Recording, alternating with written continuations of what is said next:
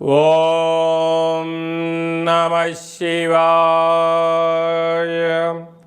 ఓం నమో నారాయణాయ. కర్మ నివారణ నరదృష్టి నివారణ కాల భైరవాయ నమో నమః. ఓం కాళకాలాయ విద్మహే కాళాతీతాయ ధీమహి తన్నో నరదృష్టి నివారణ కాళభైరవ ప్రచోదయాత్. హరి ఓం.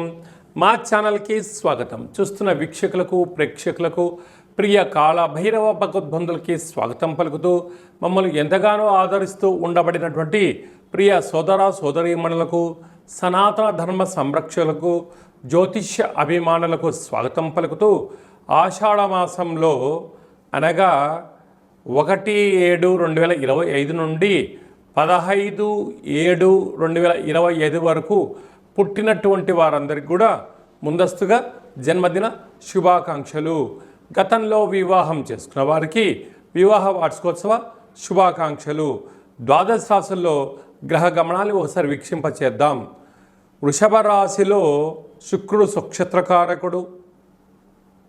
మిథున రాశిలో రవి గురు సంచార స్థితి. కర్కాటక రాశిలో బుధ సంచార స్థితి. సింహరాశిలో కుజుడు మరియు కేతు సంచార స్థితి. కుంభరాశిలో రాహు సంచార స్థితి. మీనరాశిలో శని సంచార స్థితితో ద్వాదశ రాశుల్లో గ్రహ గమనాలు ఈ విధంగా ఉన్నాయి. ఆషాఢమాసం అనగానే తెలంగాణ యావత్ ప్రపంచమంతను కూడా అమ్మవారిని స్మరించడం, ధ్యానించడం, బోనం కార్యక్రమాలు చేస్తూ ఉంటాం. అమ్మవారి యొక్క కృపకటాక్ష వీక్షలు అందరిపైన చల్లగా ఉండాలని కోరుకుంటూ అన్ని ప్రాంతాలలో నివసించేటువంటి ఈ భూమండలం మీద నివసించేటువంటి అన్ని జీవరాశుల వారందరికీ కూడా, మనుషులకు, పక్షులకు, సకల ప్రాణులకు కూడా అమ్మవారి యొక్క కృపకటాక్ష వీక్షణ కలిగి ఉండాలని కోరుకుంటూ ఆశీర్వచనం. తులారాశి వారికి ఆషాఢమాసంలో కులదేవతల యొక్క ఆశీస్సులు, గ్రామ దేవతల యొక్క ఆశీస్సులు ఎలా పొందాలో ఈ వీడియోలో సవివరంగా సంపూర్ణంగా తెలుసుకుందాం. తులారాశిలో ఏ నక్షత్రాలు వస్తాయి అనగా చిత్తా నక్షత్రంలోని 3వ పాదం, 4వ పాదం, స్వాతి నక్షత్రంలోని 4 పాదాలు, విశాఖ నక్షత్రంలోని 1, 2, 3 పాదములు కలిపితే తులారాశి. రాశాధిపతి శుక్ర భగవానుడు.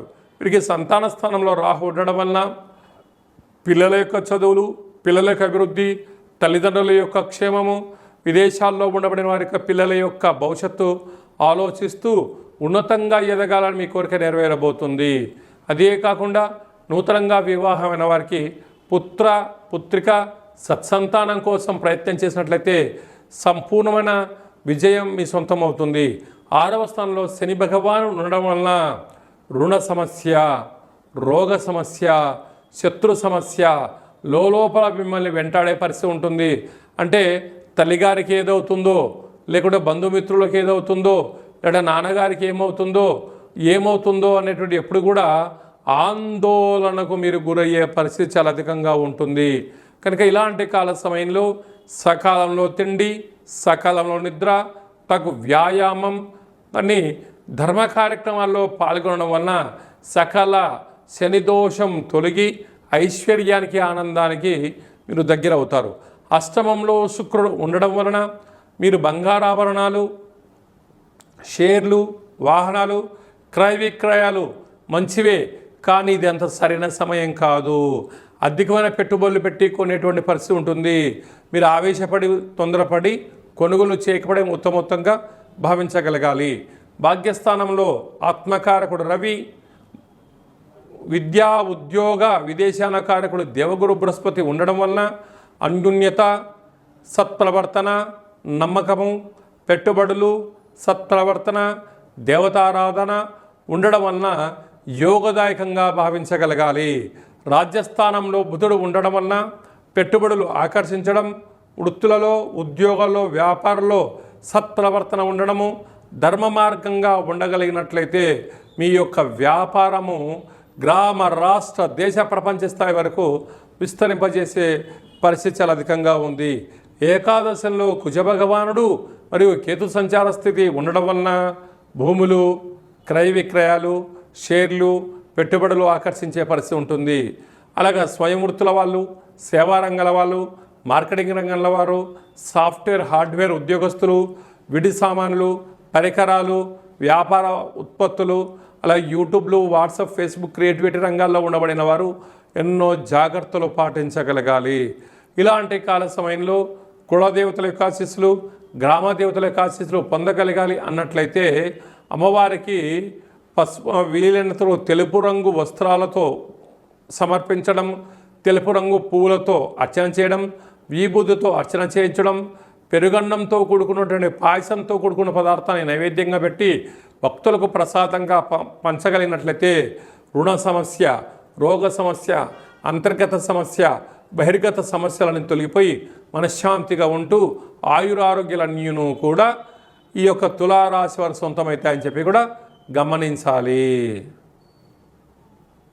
మనకు ఆషాఢ మాసంలో శుక్లపక్షంలో విశేషమైనటువంటి రోజులు అమ్మవారిని స్మరించడం కోసం, ధ్యానించడం కోసము ముఖ్యమైన తిథుల గురించి క్లుప్తంగా, సవివరంగా, సంపూర్ణంగా తెలుసుకుందాం.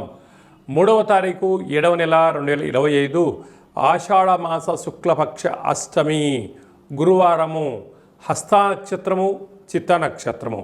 మరియు 10వ తారీఖున ఆషాఢ మాస పూర్ణిమ కనుక అమ్మవారిని స్మరించడం, బోనం పూజా కార్యక్రమంలో పాల్గొనడం, అమ్మవారిని స్మరించడం, ధ్యానించడం, దర్శించడం వల్ల సకల శుభాలు కలుగుతాయని చెప్పి కూడా గమనించగలగాలి.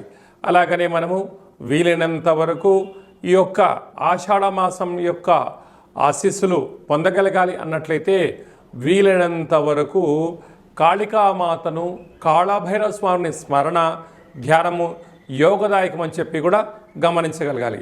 ఇంకనూ మనం విజయం సాధించగలగాలి అన్నట్లయితే ఈ యొక్క పాత్ర కంచు పాత్ర అంటారు. కంచు మోగినట్టు కనకంబు మోగదు గదరాసుమతి అని చెప్తూ ఉంటారు. ఈ యొక్క పాత్ర ఇంట్లో పెట్టుకొని ఇలా ఒక్కసారి శబ్దం చేస్తే ఓంకార శబ్దం రావడం జరుగుతుంది.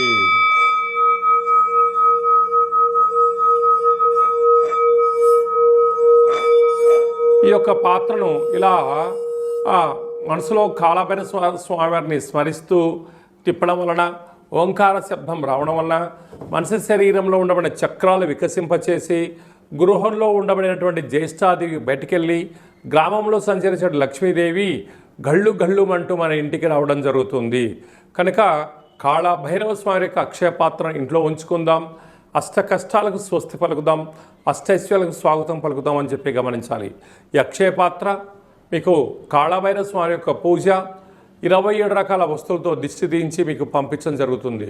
కనుక మనం అందరము కూడా ఆషాఢ మాసంలో అమ్మవారిని స్మరిద్దాం, అయ్యవారిని ధ్యానిద్దాం, కాళభైరవ అష్టకాన్ని వినడం, చదవడం, పారాయణం చేయడం వల్ల సకల అష్ట కష్టాలు తొలగిపోతాయని చెప్పి కూడా గమనించాలి.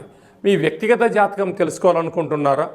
మీ యొక్క పేరు, పుట్టినటువంటి తేదీ, నెల, సంవత్సరం, సమయం వ్రాసి మీరు పంపించినట్లయితే 100 సంవత్సరాల జాతకాన్ని సవివరంగా సంపూర్ణంగా వ్రాసి పంపించి మీరు పుట్టినప్పుడు గ్రహ గమనాలు ఎలా ఉన్నాయి, ప్రస్తుతం ఎలా ఉంటున్నాయి, రాబోయే కాలం ఎలా ఉండబోతున్నాయో సవివరంగా సంపూర్ణంగా తెలియజేయడం జరుగుతుందని చెప్పి కూడా గమనించాలి. చాలామందికి పుట్టినటువంటి కాల సమయంలో డేటా బర్తులు లేనటువంటి కారణం వలన పేరు యొక్క మొదటి అక్షరాన్ని అనుసరిస్తూ ఆ రాశిని తెలుసుకునే ప్రయత్నం చేస్తూ రాశి యొక్క స్థితిని తెలియచేస్తూ గవళ ద్వారా అనగా రమణ శాస్త్రం ద్వారా కాళభైరవ ఉపాసన చేత భూత భవిష్యత్ వర్తమానాన్ని తెలియజేయడం జరుగుతుందని చెప్పి గమనించాలి. కనుక జాతకాన్ని తెలుసుకుందాం. జీవితంలో జరగబోయేటువంటి సకల శుభాలను, ఐశ్వర్యాలను తెలుసుకుందాం. అష్ట కష్టాలకు స్వస్తి పలుకుదాం, అష్టైశ్వర్యాలకు స్వాగతం పలుకుదామన్న ఉద్దేశం చేత ఈ కింది నెంబర్ను సంప్రదించి అపాయింట్మెంట్ తీసుకొని సంప్రదించగలరు. అలాగనే విద్యార్థులు ఎలాంటి సూచనలు పాటించడం వల్ల వారి చదువులలో ఉత్తీర్ణత, అదే మీ యొక్క చిన్నపిల్లలకు ఎలాంటి పేర్లు పెట్టడం వల్ల వారికి ఉజ్వల భవిష్యత్తుతో ఉంటుందో కూడా తెలుసుకుందాం. అలాగా నూతనంగా వివాహమైన దంపతులు తరచుగా గొడవ పడడం కానీ, అనేక రకాల ఇబ్బందులు పడడం కానీ, పోలీస్ స్టేషన్లు గొడవలు పడేటువంటి వారందరూ కూడా మీ యొక్క జాతకంలో స్వల్పమైన మార్పులు, పేరులో స్వల్పమైన మార్పులు చేసుకోవడం వలన ఆ దంపతులు అన్యోన్యంగా ఉంటారని చెప్పి కూడా గమనించాలి. కనుక మనమందరము కూడా జీవితంలో ఉండబడినటువంటి అష్ట కష్టాలను అధిగమించి అష్టైశ్వర్యాలకు స్వాగతం పలకాలను కోరుకుంటూ ఆశీర్వచనం.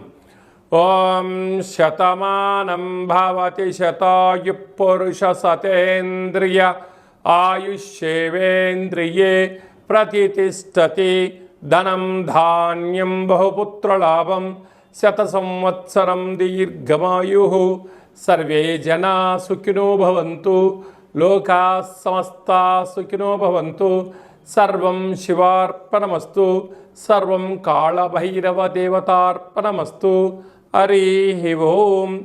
ఈ వీడియో మీకు నచ్చినట్టయితే లైక్ చేయండి, షేర్ చేయండి. అందరికన్నా మీ వ్యక్తిగత జాతకం ముందుగా తెలుసుకోవాలని అనుకుంటున్నట్లయితే మా ఛానల్ని సబ్స్క్రైబ్ చేసుకోండి. ఆల్ అనే బటన్ని కూడా ప్రెస్ చేసినట్టయితే అందరికన్నా మీ వ్యక్తిగత జాతకము ముందే తెలుసుకునేటువంటి అవకాశం కలుగుతుందని చెప్పి గమనించాలి.